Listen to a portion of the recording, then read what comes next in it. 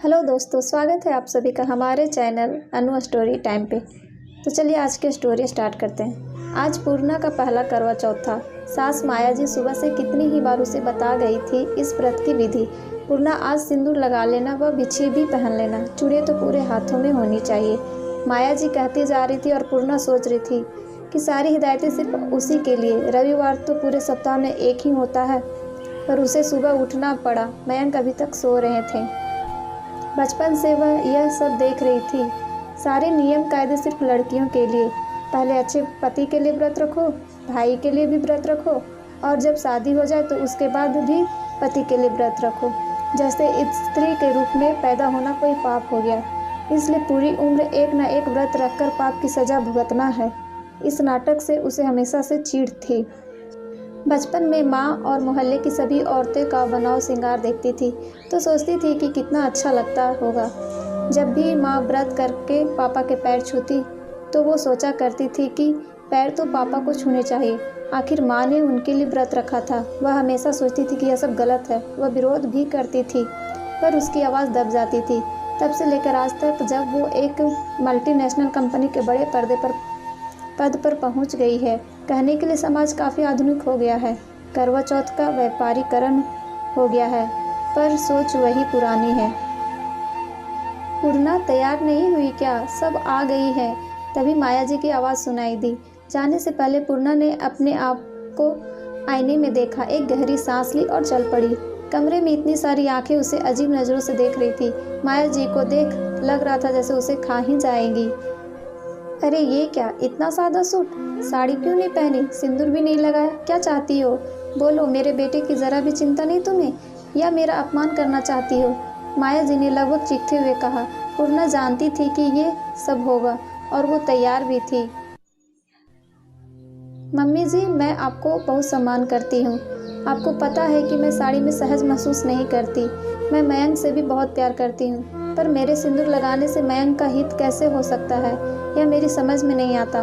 पूर्णा के इतना कहते ही पड़ोस की सरला आंटी बोली, छोड़िए बहन जी, इसका तो दिमाग खराब है। व्रत रखा है या वो भी नहीं रखा? रखा है आंटी, बिल्कुल रखा है। पूर्णा ने बस इतना कहा। वो बात और बढ़ाना नहीं चाहती थी। माया जी की खुशी के लिए उसने उपवास रखने का सोच लिया था। सभी महिलाएं पूजा पाठ में लग गई। उसके बाद गाना बजाना शुरू हो गया। मयंक अपने किसी दोस्त से मिलने चले गए थे। पूर्णा तो वहीं थी, उसे तो रहना ही था।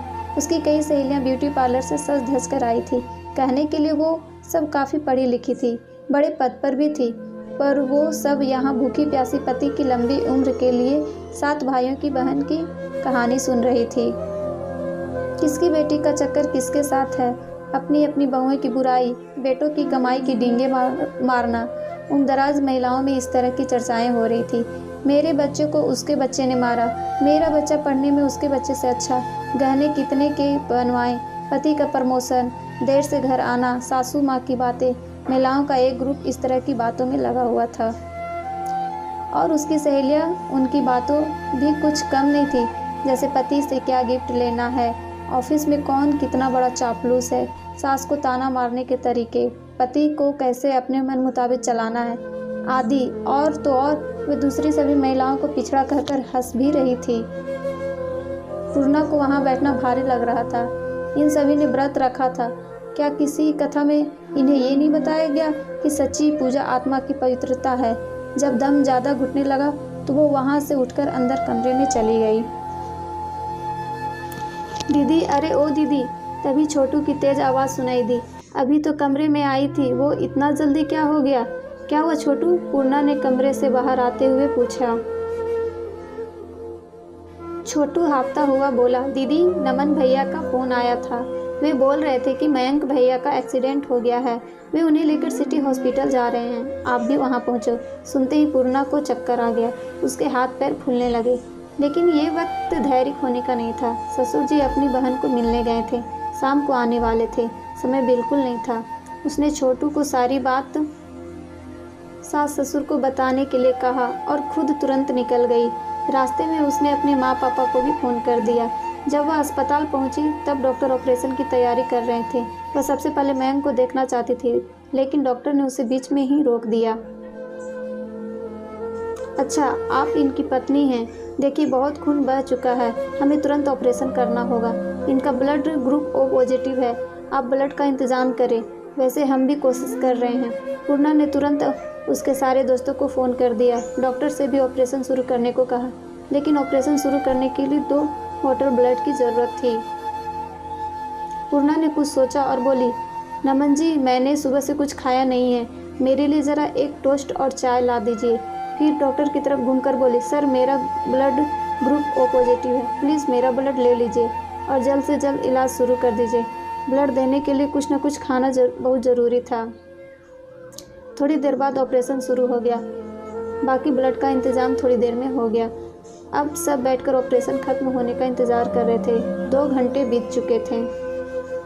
नमन ने कैंटीन से सबके लिए चाय मंगवा ली थी। सारे दोस्त चाय पीने लगे। पूर्णा अभी चाय का एक घूंट भरने ही जा रही थी कि हाँ खाओ पियो, मेरे इकलौते बेटे को मौत के मुंह में। तेरी वजह से आज उसकी ये हालत है, तूने बस इतना ही कह पाई माया जी। फिर वह फुट फुट कर रोने लगी। बताओ, करवा चौथ का व्रत पति की लंबी उम्र के लिए निर्जल रखकर करते हैं और ये महारानी चाय बिस्कुट उड़ा रही है। सिंदूर जितना लंबा होगा पति की उम्र उतनी ही लंबी होती है, और ये तो सिंदूर लगाती ही नहीं। सरला आंटी फुसफुसाई, उन्हें तो अच्छा मौका मिल गया था। रमा आंटी भी उनके पीछे ही थी। और क्या, नियम कायदे ऐसे ही थोड़े बनाए जाते हैं। अब व्रत भंग किया है तो भुगतना ही पड़ेगा। हे करवा माता, माफ़ कर देना इस मूर्ख लड़की को।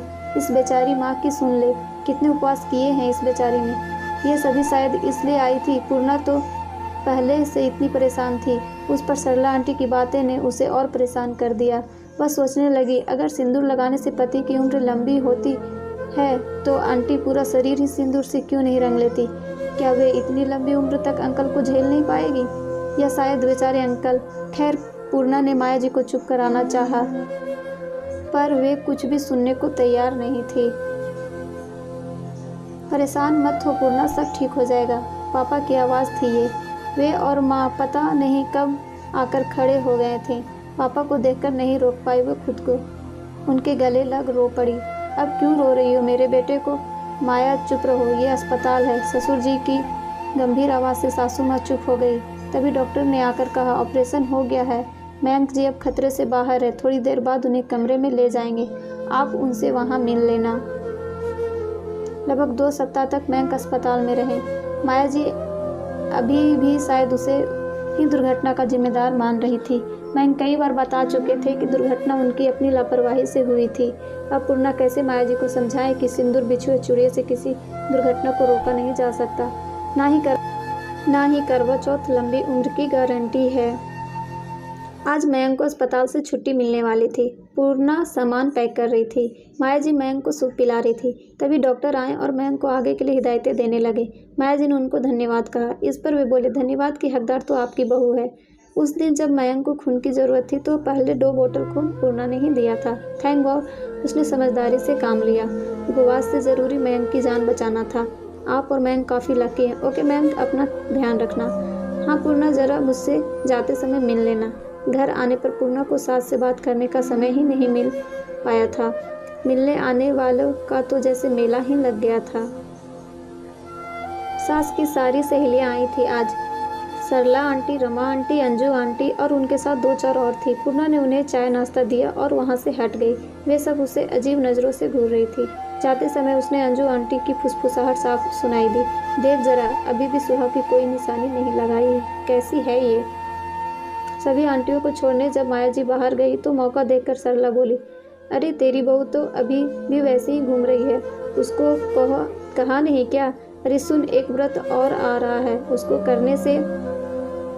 सरला की बात को बीच में रोकते हुए माया जी ने बोलना शुरू किया, जो वो इतने दिनों से सोच रही थी। पूर्णा बिल्कुल सही है, सारे नियम हम महिलाओं के लिए क्यों। विवाह के बंधन में तो स्त्री पुरुष दोनों बनते हैं, फिर सुहाग चिन्ह स्त्रियों के लिए क्यों, पुरुषों के लिए कोई सुहाग चिन्ह क्यों नहीं। ये सब सिर्फ और सिर्फ श्रृंगार के समान है। जो स्त्री इसे चाहे पहने, जो ना चाहे ना पहने, बिल्कुल लिपस्टिक की तरह। तुझे अच्छा लगता है लगाना, तुम लगाती हो, मुझे नहीं लगता, मैं नहीं लगाती। जहाँ तक करवा चौथ की बात है तो यह एक त्यौहार है, और हमें इसे एक त्यौहार की तरह ही मनाना चाहिए। जो उपवास रखना चाहे रखे, जो ना चाहे वो ना रखे। किसी व्रत से अगर उम्र लंबी होती तो हमारे देश में शायद कोई महिला विधवा ही नहीं होती। पता है सरला, सबसे ज़रूरी है हम स्त्रियों को अपने आप से प्यार करना।